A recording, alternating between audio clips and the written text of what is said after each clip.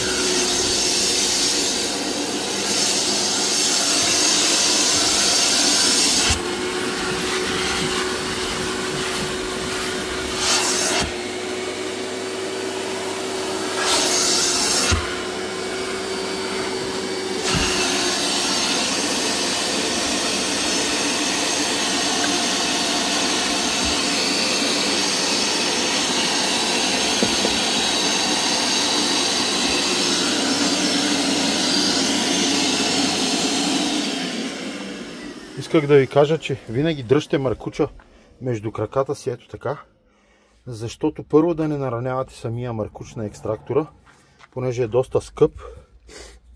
Това е черен силикон, който издържа на 50-60 градуса температура на водата. Малко по-стабилен е от белия, но когато държите маркуча по този начин, вие не наранявате повърхността нито на задната броня, нито на пластмасата. Ето и по този начин е и по-удобно за работа. Долу също не трябва да се влачи самия маркуч. Просто така трябва да си настроите екстрактора, че маркуча да е във въздуха и тук да не опира на бронята. Ето това е от мене. RTS Wrap Center. Процедурата ще я повторим още веднъж, понеже виждам, че има нужда, за да съм сигурен, че всичко е екстрактнато както трябва. Еми това е. RTS Wrap Center.